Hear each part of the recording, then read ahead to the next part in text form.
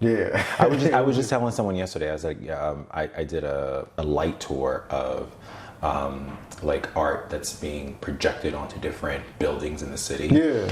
And we got to this one part where they said that there were these artists who were scientists, like they work on the SARS virus, or they work like in technology. And I was just like, I think that's really cool that someone can live in the black and white, because like science and math is very black and white, but then also live in the shades of gray, which art is. So I appreciate the fluidity of it. I dig it. Yeah. It's funny. Like I said, I was at the Dodge Poetry Festival today. And today is the day that they bus a lot of kids in from all over the place. Oh, kids that's are from awesome. like Connecticut, kids are from different parts of Jersey, kids That's are from awesome. New York. And a lot of them were very interested in poetry. Like they weren't just there because it was a full school field trip. Like they were into poetry, you know, and they were into self-expression. And I also think it's part of this generation.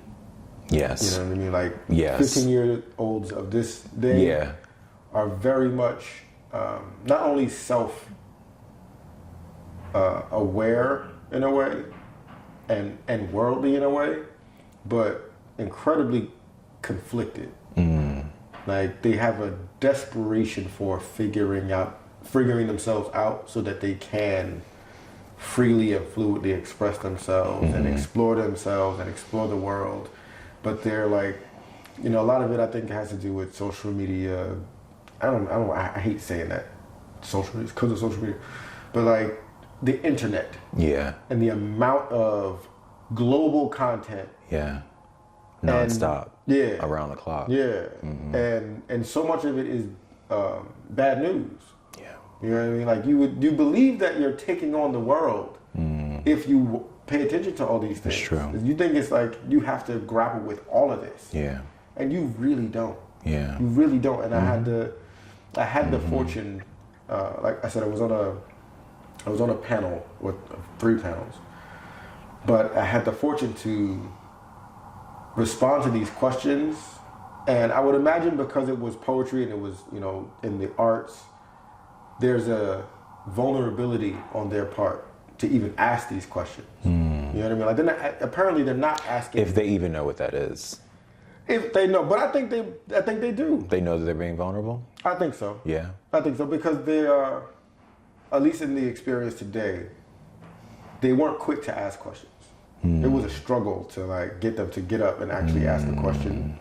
And it was completely voluntary. So like there wasn't a school assignment attached to this that they had to ask a question. But the questions that they would ask were so vulnerable. And so much of it had to do with them understanding the elasticity of art and the ability to expand and contract and twist and contort and push and evolve. pull. And that you know you don't make this too important, because if you make it too important, you won't let it be fun. You won't let it be adventurous. You won't be vulnerable in it. It'll be an assignment. It'll be labor. It'll be work. It becomes a I get to I have to. And then there's no fun in that. And there's no fun in that. But it was really dope to be able to talk to them about the fluidity and the elasticity and to remind them that like you have everything you need already. You have it. I promise you have it. You know what I mean? Like don't create a mountain to climb. Because it's not a mountain. You know, and it's just your own expression. Like it's your personal self-expression. So a question I like to ask in general conversation, like cocktail conversation is, remove work. What are you good at? What am I good at? Yeah. I'm good at encouraging people. Yeah, I'm good at always kind of finding myself on the positive side of things, even amidst whatever could happen, right? And I think in circles, I'm always that person who maybe I bring up another perspective that maybe wouldn't be normally considered. And I think I'm good at vocalizing that, because sometimes someone can be good at it, of like recognizing it and wearing it, but then there's another piece of that where you actually have to put words to that and vocalize it. And I think I would say I think I'm good at it. Yeah, that's dope. Where do you get that from somewhere? Being encouraging to people, being so proactive? I think I get it mainly from my faith. Okay. I think just being a man of faith, and like I grew up in church all my life, you know, and still very connected with my faith in God. And I think that part of me, like always wanting to believe the best in someone, always wanting to see the best in somebody, like understanding that like everyone is so beautifully and differently and uniquely designed. Yeah. And they're showing kind of like in their expressions, like whether it's like the clothes they wear or the music they listen to or the shoes they wear, they're being artists with that. Yeah. And I think there's a part of me that like doesn't want to see the artistry in someone not seen. Yeah. And I think that's where that kind of comes from, with like looking for that one thing, that encouraging thing that I can say. Like there was a guy that cut me off when I was like driving here, and he put a hand up and I said, nicest driver in New York. Like literally, I was like, that's a good thing. You know? So even in that. Yeah, I dig that. I'm trying to find the good in someone. Yeah. I think that's where that comes from. Isn't it so rewarding? It is, and it costs you nothing. Right. It costs you nothing, and I think there's so much. Excuse me, we live in such an age where it's like, let me catch you doing something wrong, let me catch you falling, let me catch you tripping, and then let me put it on blast so that everybody else can see it. Yeah. But no one's talking about like those good things and those good qualities, like grace, in the same measure. Like no one's doing that. Gotcha. Like that, just that there's no space for that. Yeah. There's like a perception that the payoff is in judgment and criticism and exposing, and you know what I mean, calling somebody it's out. Only making you look worse. Like you're not making yourself look better by doing that to somebody. You know what I mean? Like it's only making you look worse. So Yep. So in my youth, there were a couple of things, like as a adolescent, that I started to identify about myself. Like I started to identify that I was creative. You know, I like to draw, I like to dance, I like to sing. What a gift. I like to. Not saying that I was good at it at the time. But you recognize it young. Like that's a gift. Yeah. That's a gift. Yeah. And you know, it's and I'm very fortunate in that I do not come from a family that was judgmental or overly critical, or like my family didn't give me low self-esteem. Oh, and you're really a miracle. But I'm learning that, like, as I grew up, I learned that like that is not as common as I would like it to have been for everybody else. No, it's not. You know what I mean? Yeah, no, it's not. I'm curious, what are some things that you were able to identify about yourself? Hang on.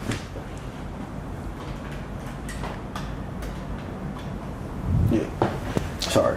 It's fine. So I'm curious, what are some things that you were able to identify about yourself at a young age that have sustained? Like your personality or talents or gifts? Ooh, that's a good question. Some things that I think, like one thing I recognized very young was that I was always optimistic. Okay. I had this resilience about me that I don't know why I had it or felt it, but even in the most dire of situations, I was just like, no, I'm going to be okay. Like, we're going to be okay with this. Like, I never eared onto the world is ending. I just remember there was this one instance when I was a kid. I was stuck in a room with a family member. We were locked inside the room. I don't know how we got locked inside the room, but I was sleeping, and this family member wakes me up, and we're stuck in this room. And I'm like, what do you mean? We're not stuck in this room. And I started literally going around the room saying, look, we have this, and we have that, and we have this. And we can use any of this to pop the lock and get out as a kid. Yeah. So, like, then that is still sustained with me as someone, like, there's always a way, there's always a will. If you make up your mind, like, you're going to be able to get out of this, whatever the situation is, no matter how dire it is. So that's something I recognized pretty early on. I didn't recognize I was a creative until I was like in my 30s. Okay. until I was older. Like just at all. At all. I didn't know that that's what that was. I think because for me, like, my art is words. Mm-hmm. And so writing was never growing up portrayed as an art in the sense that musicianship and painting visual art and all of those, like, multimedia, it was never portrayed as that. So like, I just was like, oh, and people would always say like, oh, you have this way with words. But that's just kind of where it fell. Like that was it. Right. But it wasn't until I like wrote my first book, released my first book, promoted my first book, then I started looking back and I was like, oh, this was always there. Yep. And I just didn't realize, like, but I think that's the beautiful thing about a gift, because sometimes with a gift, I don't think you have to work at it, because it's just something that just flows naturally through you. So I learned early on too, I can say now, like reflecting, that words and I were closely bonded. And we had to be, because like when I grew up, I talk about it in my book. I grew up, was raised by a single mother. For context, I do not have a relationship with my biological parents. Okay. So my bio mom and my bio dad just didn't pan out the way I think that everyone wants their familial stories to pan out. And so I had to learn to become my own best friend very young and very early, and that was not my first choice. So I think that's also where that kind of optimism came from. Like, even though I was alone, even though I was lonely, even though I was abandoned, even though I was rejected, even though I was abused in some instances, I knew one day I was going to be able to take life back by the horns. And I feel like I'm settling into that one day, that like little Nash. Little Nash was saying one day, and now I feel like Big Nash is like, we made it today. Today. Yeah. That's super dope, man. Yeah, that's incredibly dope. I'm fascinated by like, I used to have this belief, this limiting belief, that I wouldn't be as successful as I dreamed to be, because I didn't come from despair or a tragic story or what, you know what I mean? I didn't come from a origin story of trauma or at least not anything that I recognize as trauma. You know what I mean? I believe that like people come from the depth of the bottom. Those people make it to the top because they are fighting with such desperation and urgency. And I don't have I'm not trying to escape my past. I'm not trying to right some epic wrong. I'm not, you know what I mean? Right. I thought like, it's not gonna pan out but so well for me, because it's been too good. I had it too good. You know what I mean? No. Thankfully, no. Thankfully, I've abandoned that thinking. Good. But I did have that feeling for a while, that belief for a while. I grew up, so I'm curious about your relationship with words. Were you an avid reader as a child? I was not. Really? Yeah, I really wasn't. But I was a huge listener of music. And so that was when I really started kind of finding my way with words, because I would hear song lyrics that would help me process emotions, big emotions that you're trying to process as a kid. And so like, I just remember like as a kid, the biggest artist in the world was Mariah Carey. And so it wasn't the songs that were on the radio. It was like the B-sides on the cassette tapes. And there was like this one song she had, like, I was a wayward child with the weight of the world that I held deep inside. Life was a winding road, and I learned many things little one shouldn't know. And I'm like, there's no way that someone could write a song like this and just write it. Like you can't write lyrics like that without having had some sort of closeness reference to that kind of emotion. And so it was when I listened to songs like that, and that's when I started kind of like just putting what my emotions and feelings were too. Another thing, kind of backhandedly, I remembered as a kid with words, I would get these like new words of the week. You know? Okay. And you got to use them in a sentence. Yeah. Right. So I used to write out the sentences for the new words, and each sentence began with the. Yeah. And I remembered when I was younger, my bio mom, she ripped up, like she came home one day and she was working multiple jobs. She came home, she always had the homework out. She ripped up the homework and was like, "You're better than this. And I'm not going to accept this. Why is every sentence beginning with the?" She made me get on the top of the refrigerator with this thick red dictionary. And she's like, "I want you to start using different words."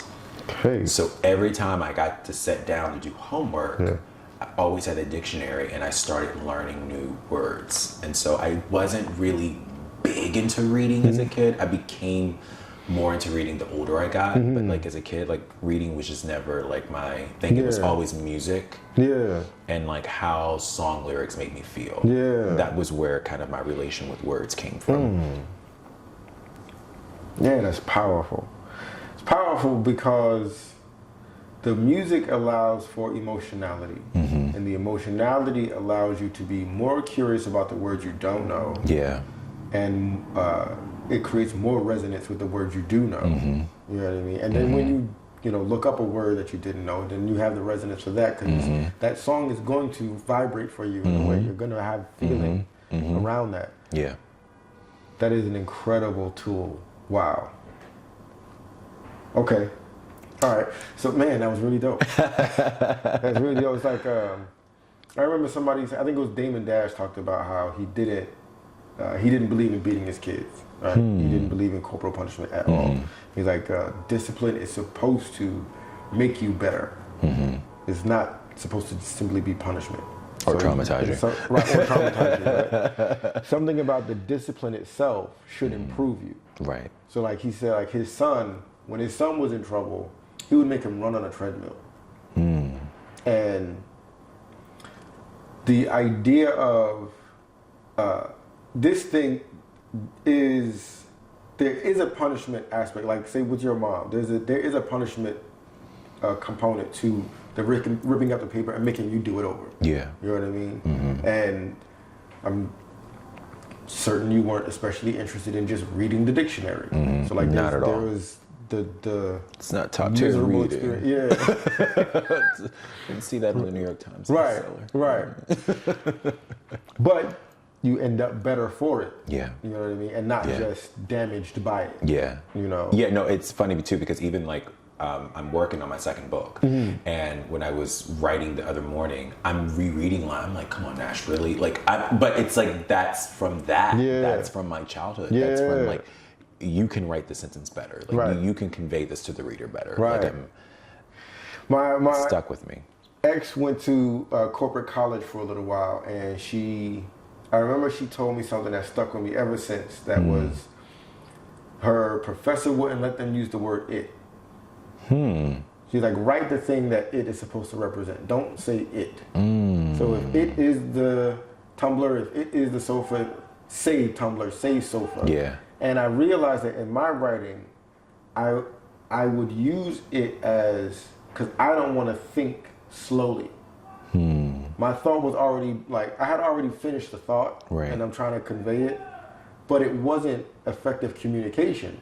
Because I know what the it is, Right. and I know the nuances to the it. But can the reader? I'm not conveying that. Yeah. Can the reader translate that? So like in emails and text messages now, like, I'll see myself type of it and be like, oh nope, delete that. Specificity Yeah. is. Yeah, it helps. Yeah. It helps. Yeah.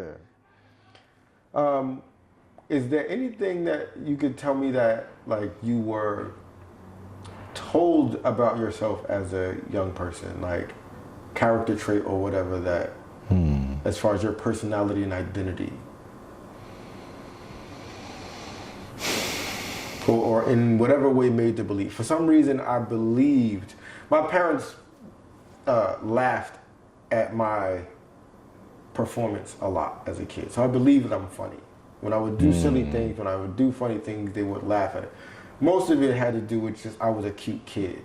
So you laugh when a cute kid does whatever. Right, you know what I mean? right. But I believe that was funny, and so it got me more interested in humor and comedy and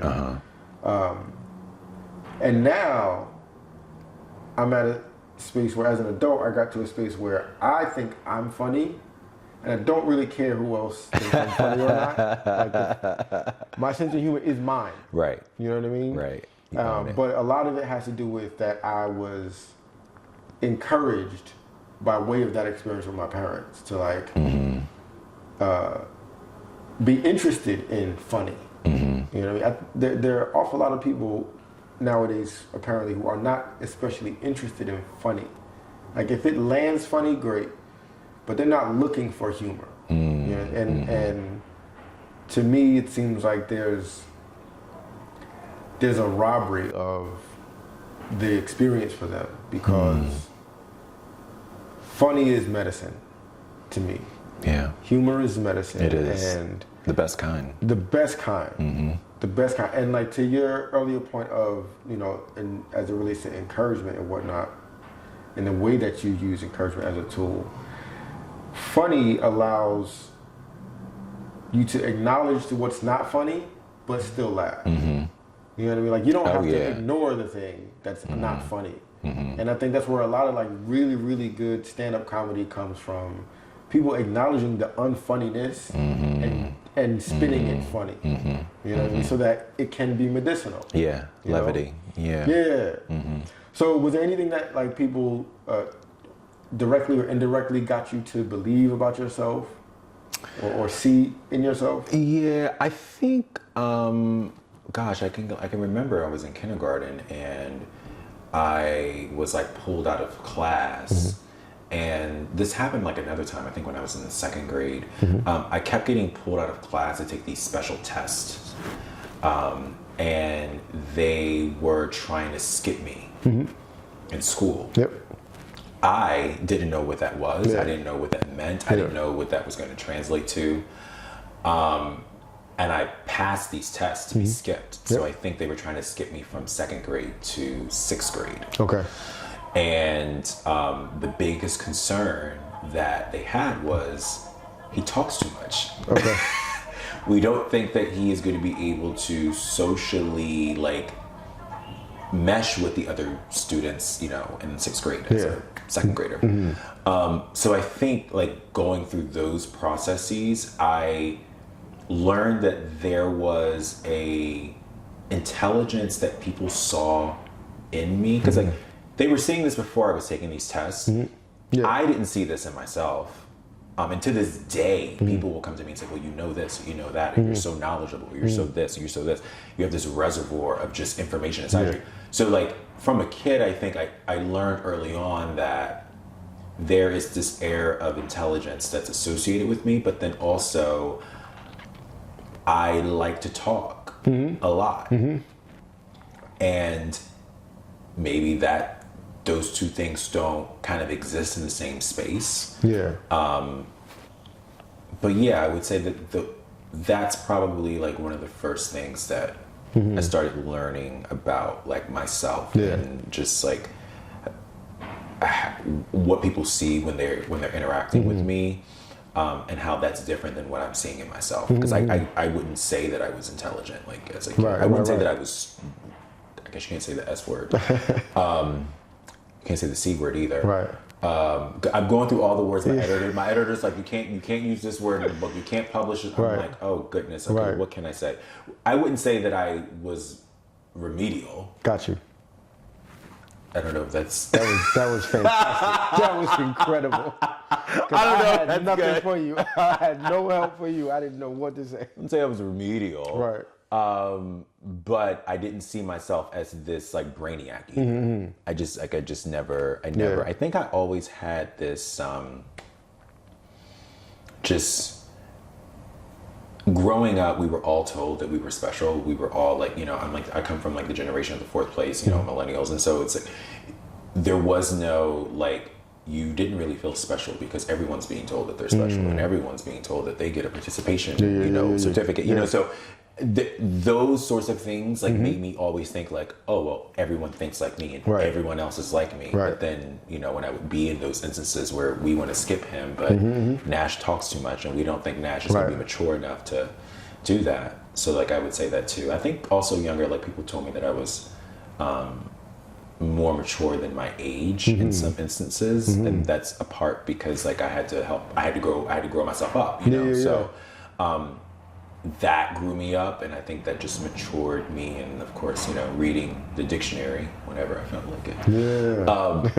You start layering in words that, you know, typical 8 and 9 year olds aren't saying, Right. and it just kind of, oh, you know, you're very mature for your age. Is what I would hear a lot. So that's so interesting. That's funny to me. I used to read the encyclopedia. Thankfully, the encyclopedia had more photos. yeah, see, but that's intriguing to me. Yeah. There's As a kid, because you're discovering and exploring things. So like that's more top tier reading than yeah, for sure. the dictionary. For sure. Yeah. Yeah, Merriam-Webster is not. We love Merriam-Webster. For sure. Just not. No. What is your relationship with ambition? Ooh, that's a good question. Wow. Now I see why you don't send the questions in advance, so you can get the answer on the spot. Yeah. My relationship with ambition is,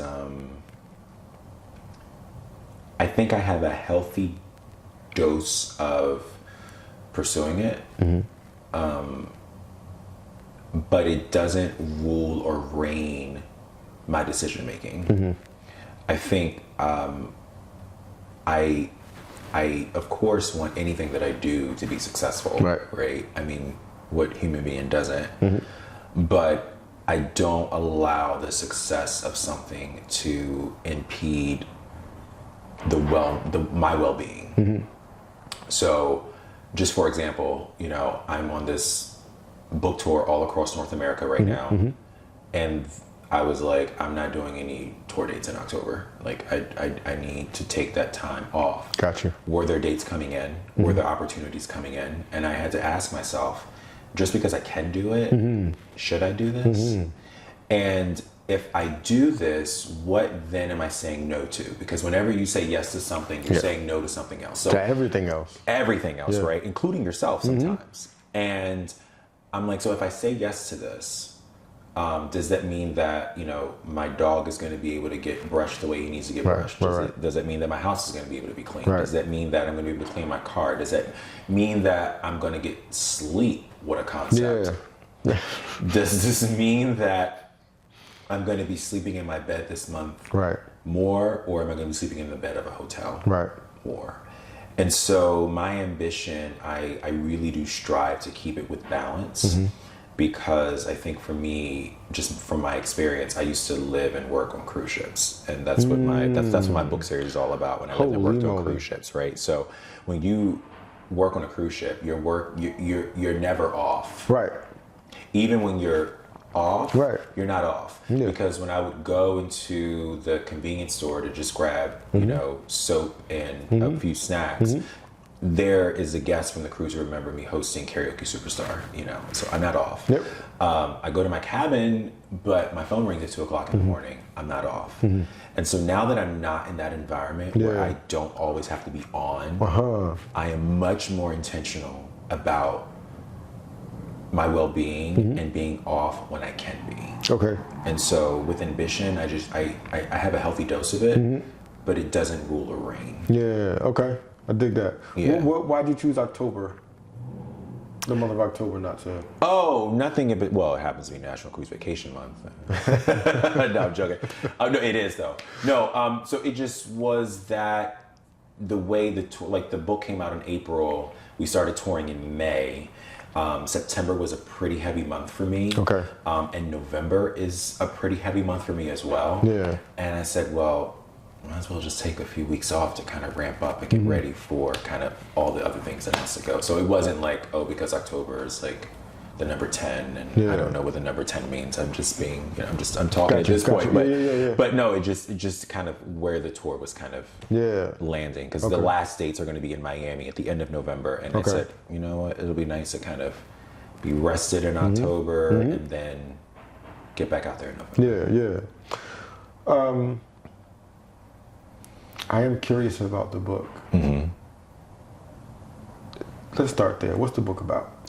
Yeah, so it's about my learning the concept, the transformative art of letting go. Okay. And surrender. Mm-hmm. And so it begins my senior year in college, getting ready to graduate, a couple months away from graduation, signed my very first cruise ship contract. Okay.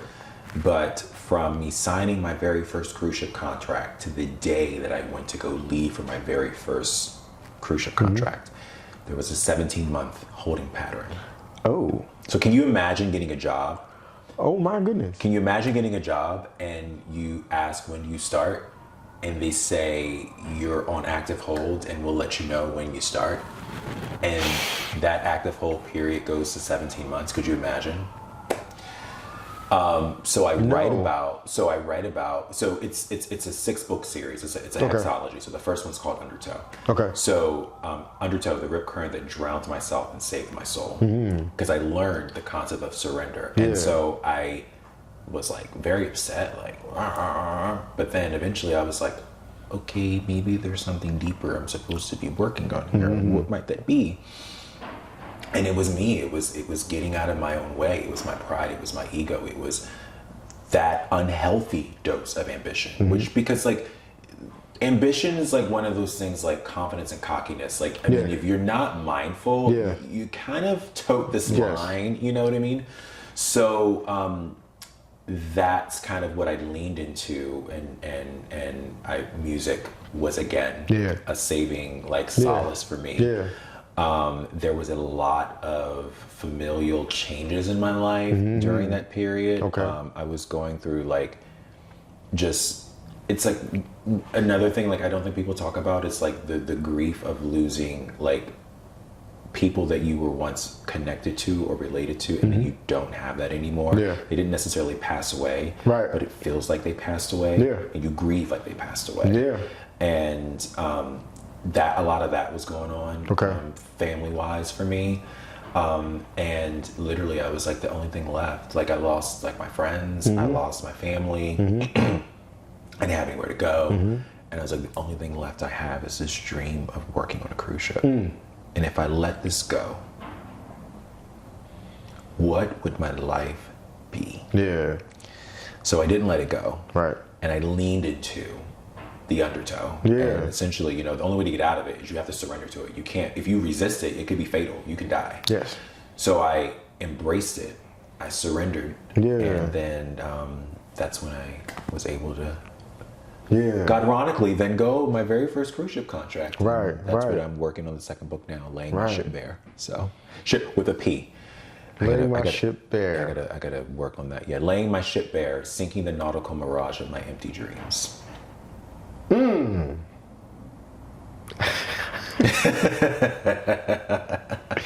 Yes, indeed. Okay. So. I have a similar experience for I'm sure different reasons, but in terms of losing people and grieving the loss, and they are not dead, but they are lost to me, you know, and the disconnect is the severance is clear and painful. And you know, I grew up as a Jehovah's Witness. Right. Jehovah's Witness, as far as religions go, is one of the very few religions who believe in or who practice the concept of what's commonly known as excommunication. So you can be cut off, like shunned. Right. Yeah. So I've had that experience, right? You've been shunned or excommunicated. Right? Wow. And so And how long were you in the Jehovah's Witness? All my life. Faith, religion. I don't know how. I don't want to misspeak here. Okay. Oh well, I so all your life, all, and then all of a sudden, after all those years, and then like I was 30. 30. Wow. 30. Wow. So. Wow. But as far as the experience of the disconnect and the grieving, I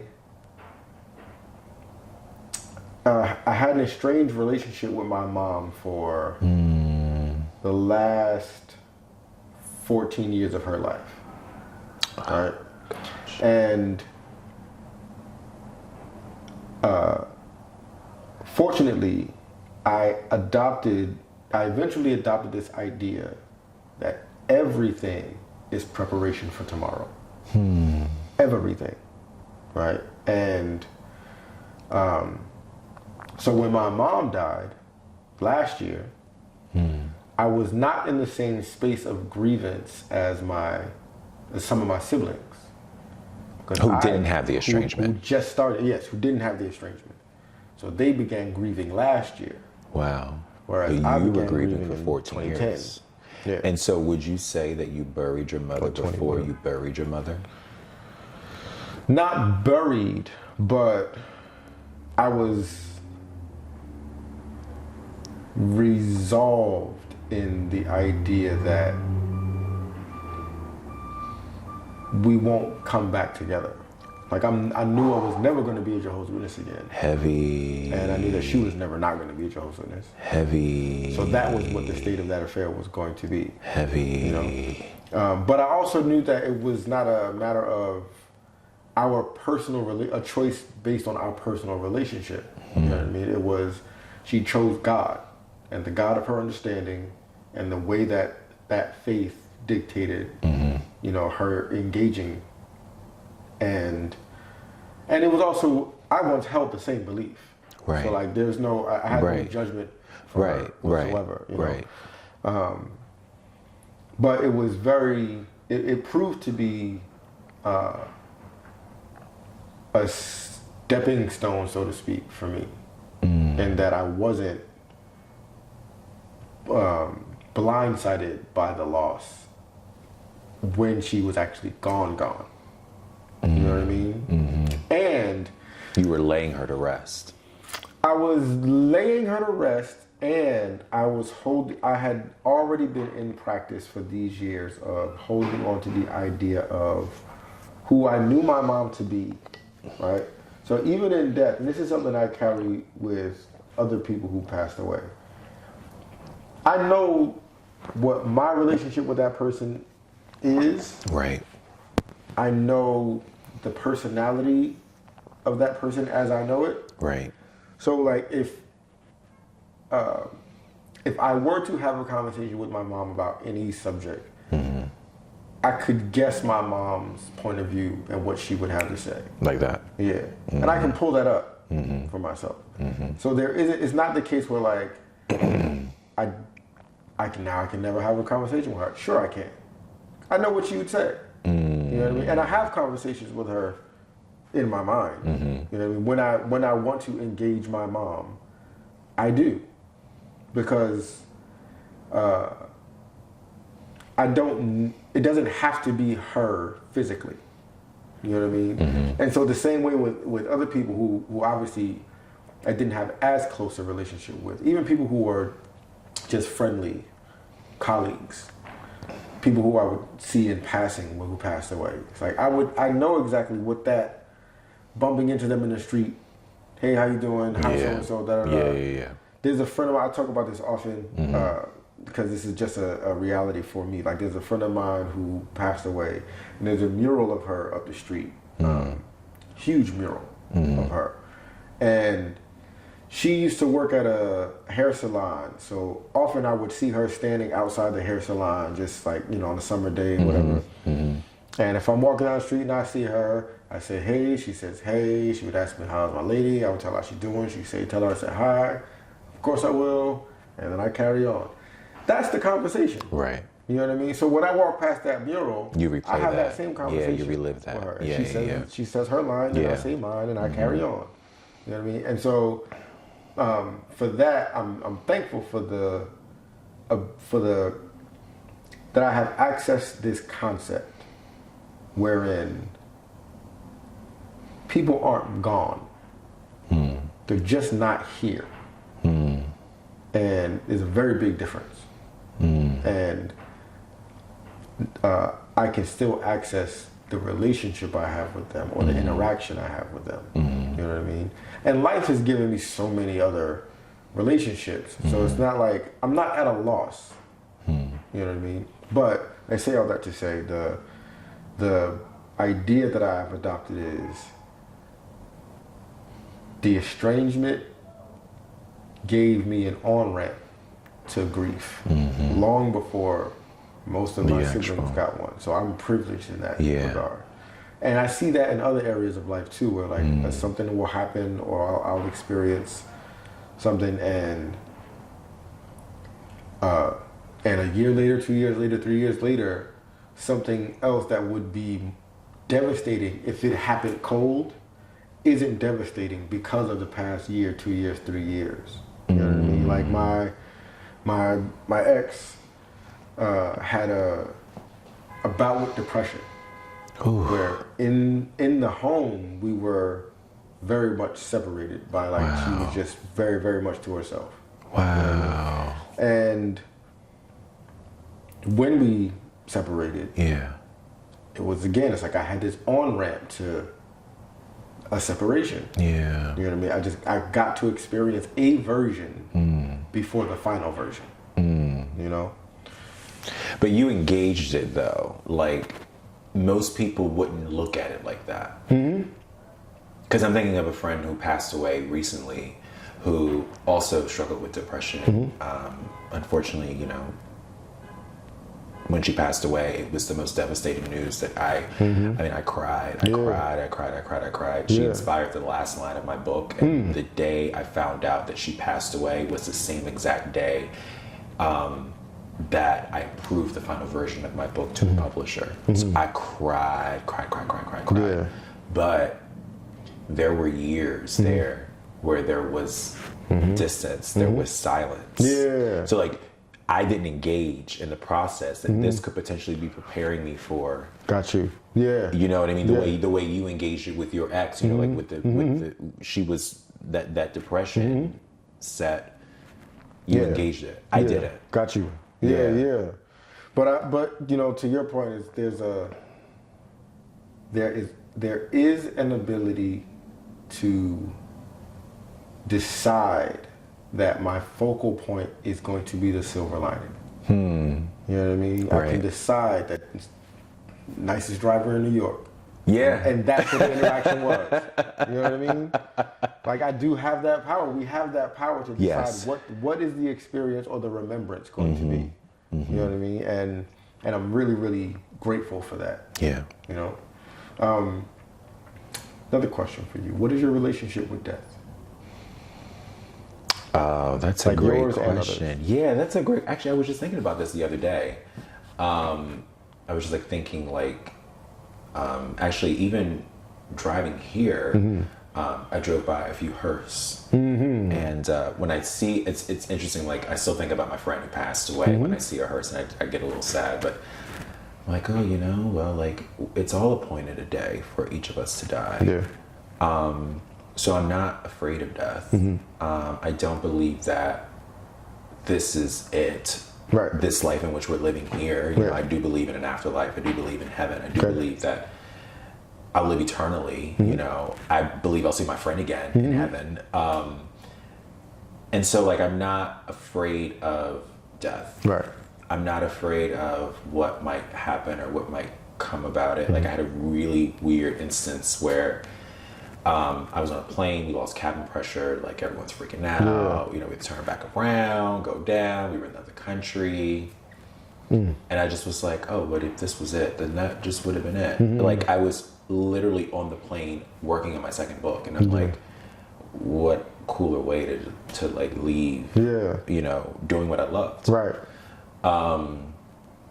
Some years ago, I was living in Hawaii at the time, and there was a false missile threat that came into all of our cell phones from North Korea. Oh. And it was like on everyone's phones. People were like going crazy. What? And I remembered, like, I was working on this, you know, luxurious cruise ship, and I said, we were okay, but I was just like, I was doing what I loved. Yeah. I made it to the dream of working on ships. You know what I mean? So I think, like, with death, for me, like, I just know that it's not anything to be afraid of. It's a part of life. I have adoptive parents now, and they moved to their retirement home, and literally, like, the address of their home is Sunset Point. Yeah. Right? So I'm like, and they verbalize. They're like, we're going down here to die. And I'm like, that's right. This is a part of life. Yeah. And so I think even, being entwined with them and like their just strong, like, undauntedness about death, it's kind of jumped on me. And it's like, yeah, this isn't anything to be afraid of. Like, I don't know if everyone else thinks that way. They don't. Yeah, like, because you said in others, like, I don't know if others see death as like the end. I see death as just the beginning, really. But that's a lot inspired by my faith and just like kind of, what I believe, like, when I die. So I just, and I know that probably, maybe that sounds crazy to some people. I don't know. That's fine. But, that's just, I'm not afraid of that. Yeah. It's it makes me think of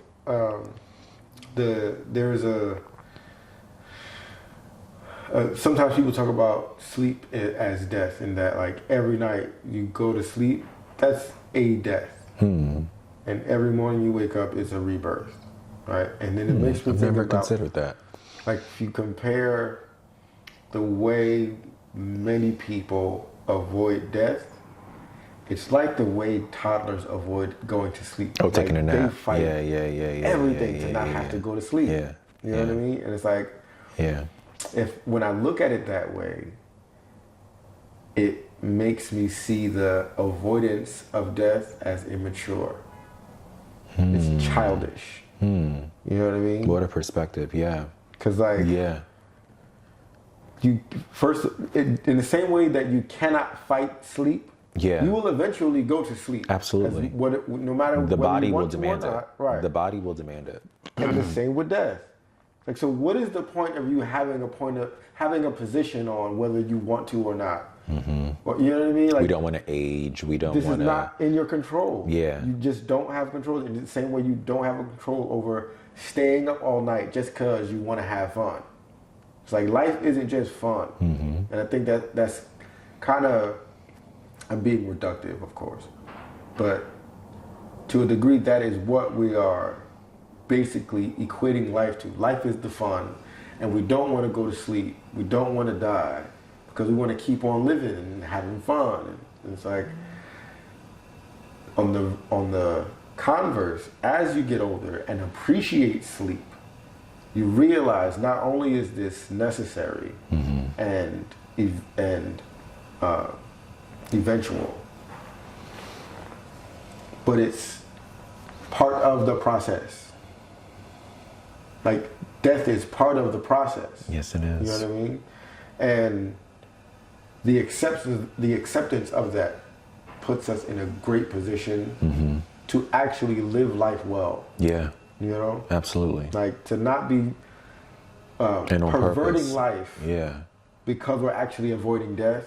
Yeah. Live life well, you know, and then die well. You're like, if you could die on a plane, writing your book, or on a cruise ship in Hawaii, that's a great death. And see, but there goes little Nash again. That's the optimism. Always in the dire of situations. Yeah. I'm like, oh, that's how I would have seen that. Right. Or in my head, I'm like, that's how they would have said it at my funeral, or that's how it would have been written in my obituary. You know? Yeah. Have you ever written your own obituary? I started to. Thank you for asking that, because I want to write it. I want to write my own. Yeah, why you ask?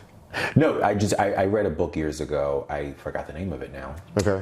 The Power of Vision or Purpose or something like that. And there was a part in the book where it literally prompted the reader to write their own obituary. Like, what will people say when they're at the end of your life? Yeah. Like, what will people say? Yeah. And interestingly enough, speaking about death, when I had a book signing in DC in August, and legitimately almost every chapter of my life showed up. One of my high school teachers showed up.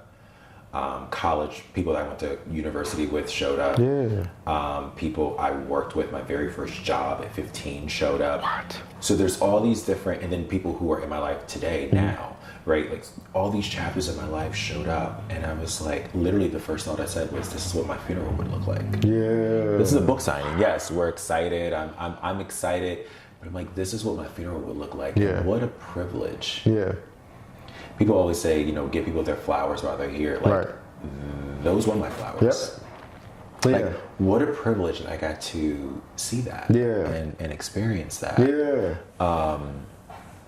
So just going back to the whole obituary thing again, and then I wrote, so I don't know where it is. It's somewhere. But yeah, I like really sat down and thought about like what people would say at my funeral. So I'm gonna take up the charge. since you've asked the death question, I'm going to charge you with that one. Please do, and thank you. And thank you. And hold me accountable to it. I'm going to check in on you. Yeah. Thank you very much. I would check in on Thank you very much for that. Truly.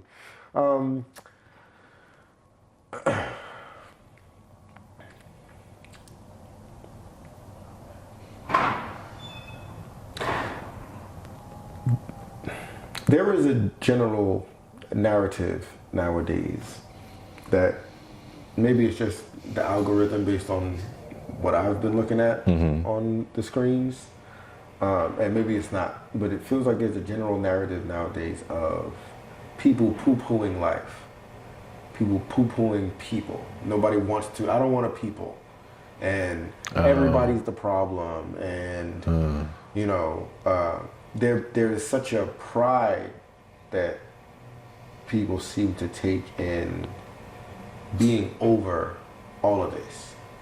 You know, socializing, having to interact with people, having to work, having to be mother, father, son, daughter, brother, sister, cousin, neighbor. Yeah, all the intersections of life. Everything, yeah. It's all just, they'd rather not, you know? And I've developed a stronger and stronger muscle of gratitude in the last 2 years, I'll say. And I'm glad that I have, because it allows me to, it doesn't allow me to adopt that way of thinking.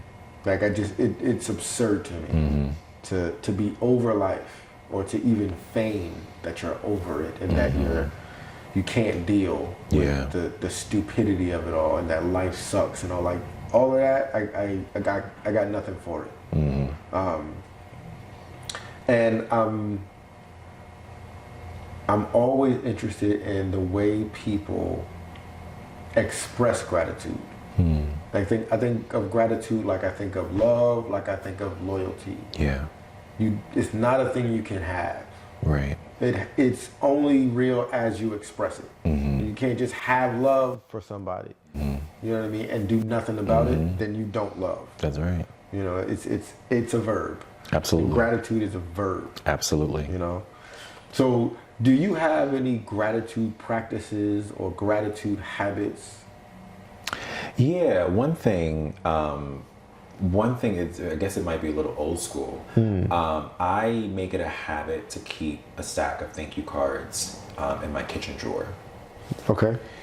And I kind of take moments where I can reflect on instances or exchanges that I've had with people where I can literally write out a thank you note for the specific thing that I want to say thank you for. For example, I actually put a thank you card in the mail on my way here. I just there is I guess I don't know. I gotta be careful what I say. I can't say too much, but there is a very awesome opportunity for me to go to Los Angeles in April of next year. It happens to also be the exact date of the 1-year anniversary when my book came out. Okay. And it has to do with books. So put two and two together. Yeah. But anyway, I had just sent out a quick little message to my close friends, and I just said, hey, like, can you just join me with, I'm asking for your prayer. I need some clarity if this is going back to the whole, just because I can do everything, should I do everything? And one of my friends kind of started asking some questions, and I was like, well, this is weird, because like typically, like when I say, oh, can you just like pray about this, like people just like, got you, praying for you, you know, hand emoji, that's it.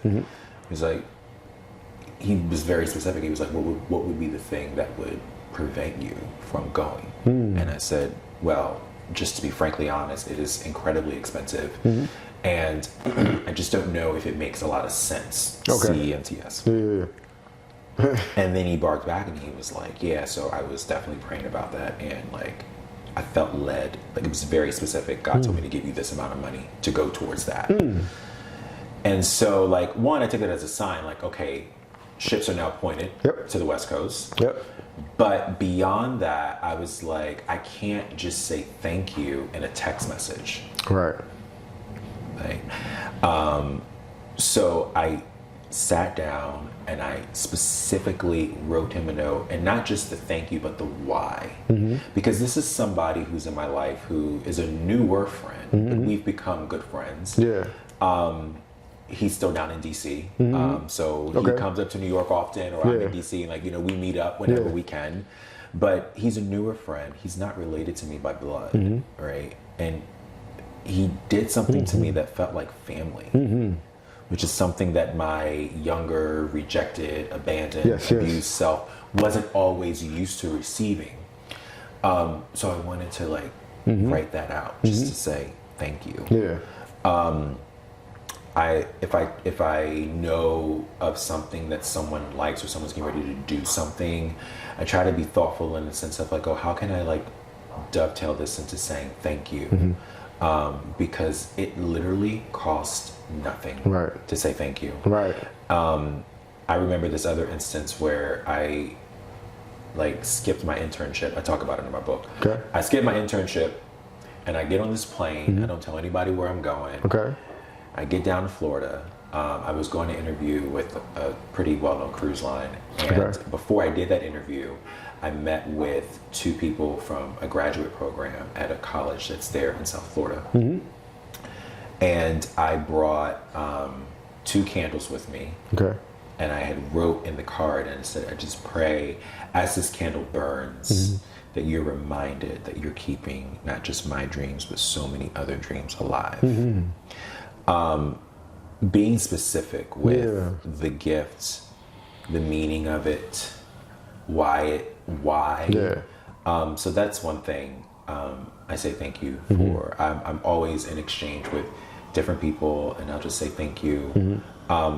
Even just like acknowledging someone's name, like that goes so far. How do you mean that? So many, it's like if I go to a restaurant and I'm sitting down and a waiter comes up and they say, hi, can I get you guys started with something to drink? And I was like, oh, I would love something to drink, but first I'd like to know what your name is. And they kind of look at me a little like, what? No, like I want to get to know you. Because when I sign my check, I want to write your name on it. You know, psychologically, when we hear our names, when we see our names, with that appreciation, that goes such, and that's such a low-hanging fruit that we're all exposed to at some point. So that's another thing that I try to do, like getting to know someone's name. And I know you're talking about like people, like older people now. I'm an ambivert, so I'm like right on the line. Like I would say maybe 10 years ago, I was super extroverted, and then I think just working in the general public over time is kind of it's recoiled me a bit. But I'm still not over people. Like I love being around people, but I think as much as people energize me, they also drain me in the same measure. So it's just an awareness of the balance of kind of like how you position yourself. But I think like even as someone who's kind of on that line, like that ambivert line, like I still like it doesn't cost me anything to just know what your name is and say thank you, Hannah.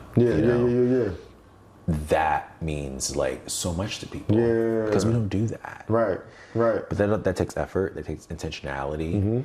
But the more you do it, it's like a muscle. The more you work at it, it just becomes second nature. Absolutely.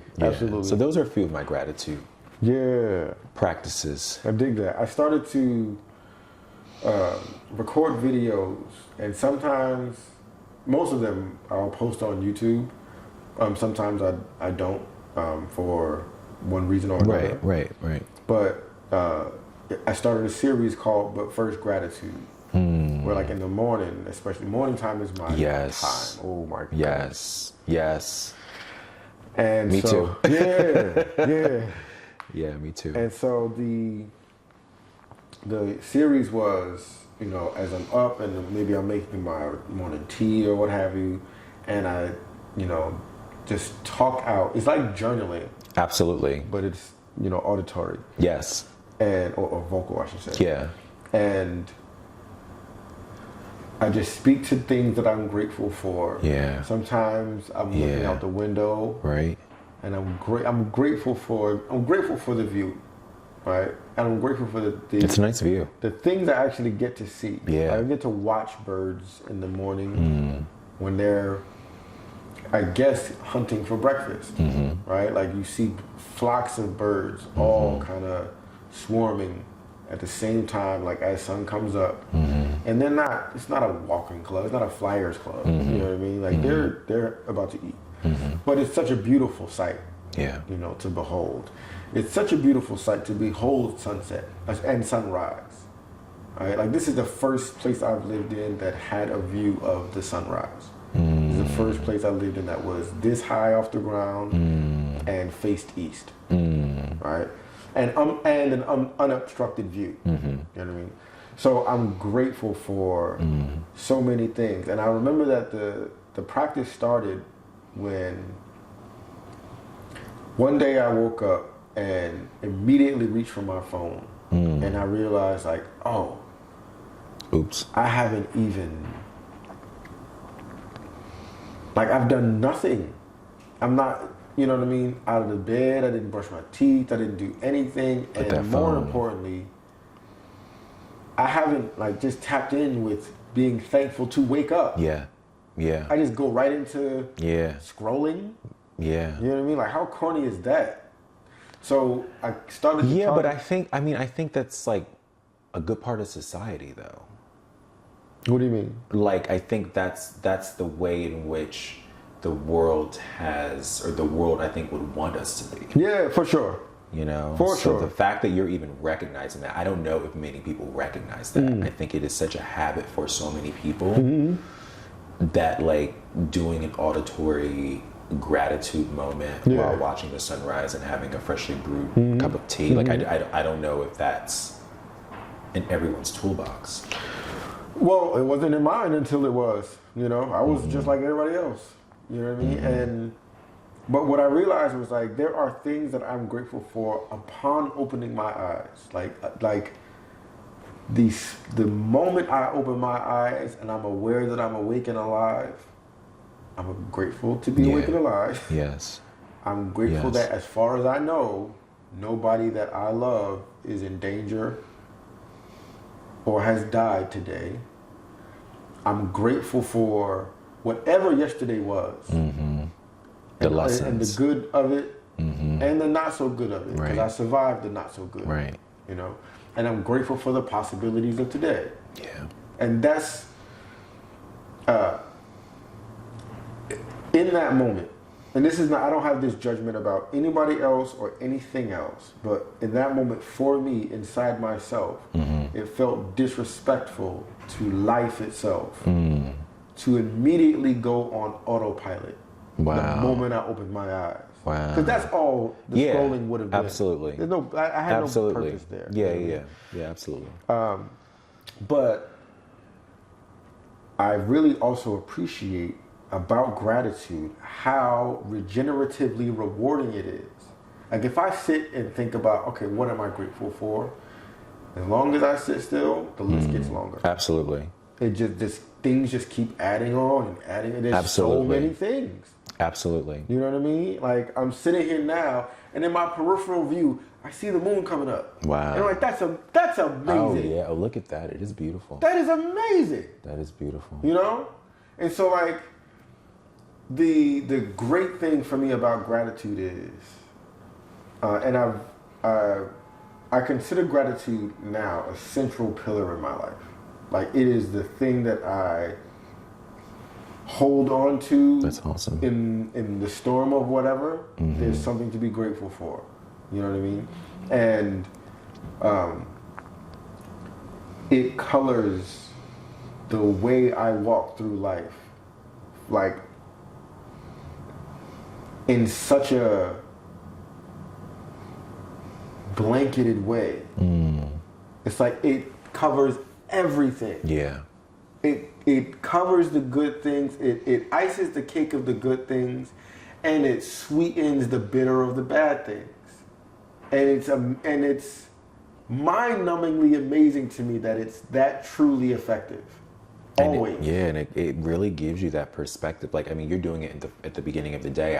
I journal as well in the morning, and I sit and I pray, and I'm just like, wow. Like, even when I was in traffic, getting here, I was telling myself, I said, you know what, Lord, it's beautiful. Like, I live in the tri-state area. One, this comes with the territory of living here, but I said, I am positioned in a part of the country, chasing my dreams, in a place and in a time when there are so many people who would wish they could be doing this the way that I'm doing this. I'm not going to complain about traffic. Right. That's just not going to happen. Right.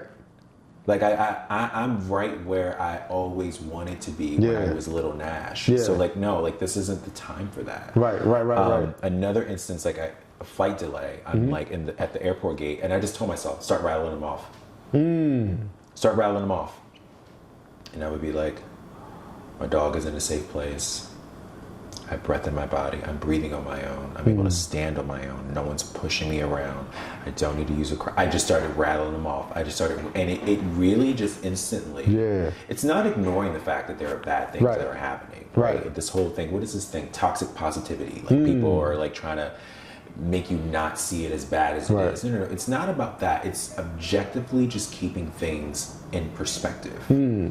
Like, there are so many things that are going right, and I just think by default, like you were saying, like autopilot, just grab the phone. Like, there are just things that I think our bodies just naturally default to, and like defaulting to not seeing what's right or what's good or what's bad, you know. But again, it takes energy. That takes intentionality. You know, to be able to now, like, your body can't even, like, you feel you have essentially violated. Because you haven't engaged in the gratitude. That, I mean, that's masterful. Thank you. That's masterful. Thank you very much. I have one more topic I want to talk about. Prayer. So I developed this idea around prayer, and not to explain prayer, but a perspective on prayer and why prayer is as powerful as it is. And the idea is that prayer is where two things happen. One, you surrender to the fact that, so you can pray with a belief in the specific personality of a God of your understanding, and you can pray without one, right? But prayer is a submission and a surrendering to that there is power outside yourself that can and will cooperate with you, right? And if you believe that to be so, and actually pray about it,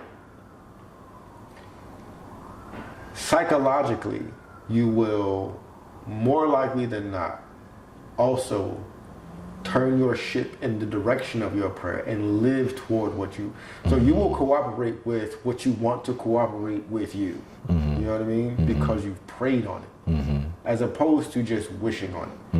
Wishing or acting an impulse. Or acting an impulse, right? Like trying to make it happen, trying to will it to happen is incredibly selfish, and it's incredibly limited.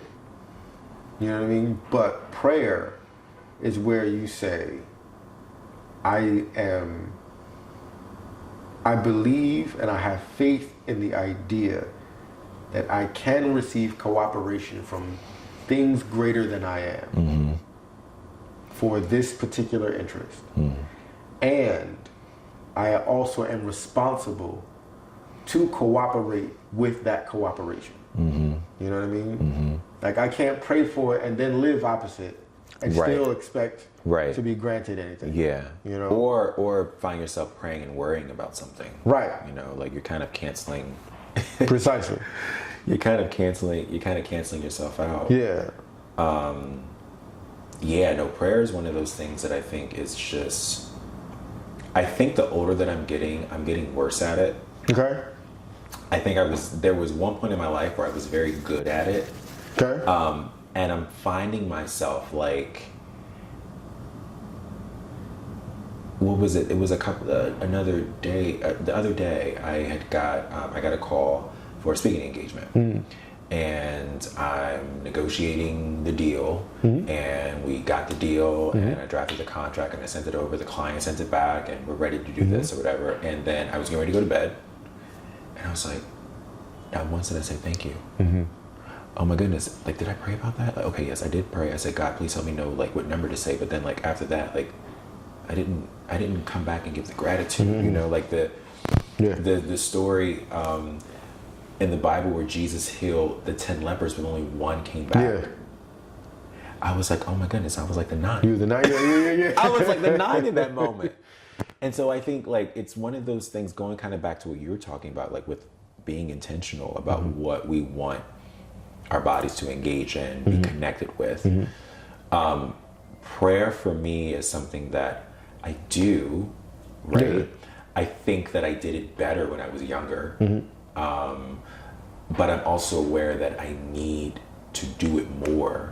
The older that I'm getting, not just the older that I'm getting, but with the different things that I'm being kind of engaged with. Yeah. Like this whole like author world is so new to me. I best be praying. Yeah. I best be praying. Right.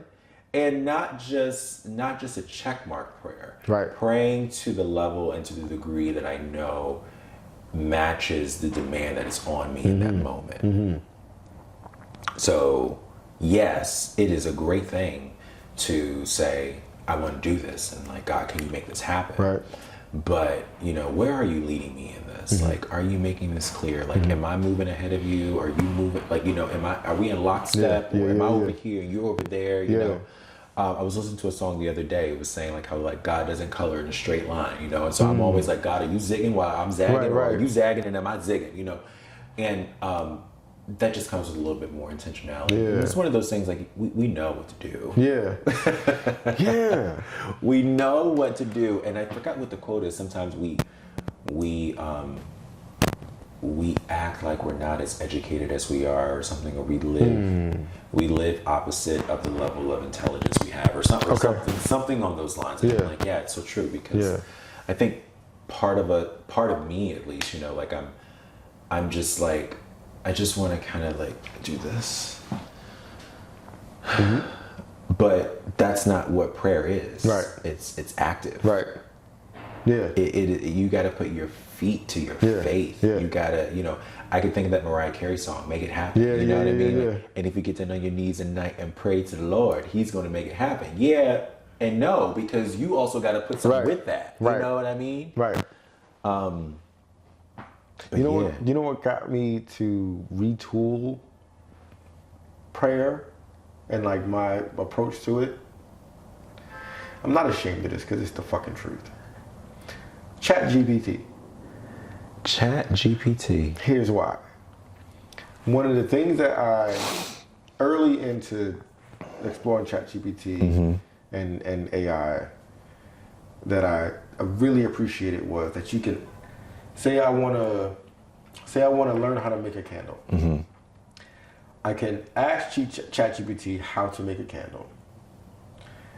I can also ask ChatGPT, what questions should I be asking to get a better understanding of making candles? Instead of just asking for the download, I can ask it for how do I give it better prompts, essentially, right? And in prayer, sometimes we turn prayer into like just a suggestion box. You know what I mean? A Like, genie bottle. I just want a genie bottle. Right? It's like, and there isn't like the practice of what should I be asking for? Like asking God, what should I ask for? You know what I mean? Let me abandon what I think I want. Right. What's your will? Lead me to what I should ask for. Exactly. Yeah. You know, like step me down a little bit so I can get to where only you would place me, as opposed to me standing where I think is the best Standing spot for tall. me. Right. Right. You know, and so there is. It's so humbling to remove the certainty of I know what I want. Yeah. And to request guidance and direction. Because what you're saying is best I don't for me. know. Yeah. And that is a hard thing to say as a human being. Right. Or like, even if I think I know, you know better. So I'm going to pause I'm going to put what I know on the shelf and truly put it on the shelf. Because, you know, to the earlier points, like if I say, lead me, if I ask for guidance, I have to abandon what I'm holding. Right. So that I can be guided. Right. You can't have it both ways. I can't block what the guidance with. You cannot have it both ways. Yeah. But I'm really, but I've become much more appreciative of prayer and how prayer in and of itself is a teaching tool for me. You know what I mean? I get to learn myself. I get to learn how to be in better cooperation by way of prayer. Like I can pray for better prayer, so to speak. You know what I mean? Which is like, then it's inception. Then I can just it gets wild. It's like, oh, I could pray better. Yeah. You know what I mean? Yeah. Pray more earnestly, pray more humbly, pray more mindfully. Mindfully, right? Yeah. Thank you so much for coming in, man. Thank you so much for the really invitation. I enjoyed this so much. This was great. Yeah, thank you so This much, was great. man. Absolutely. I appreciate it. My man. Yeah.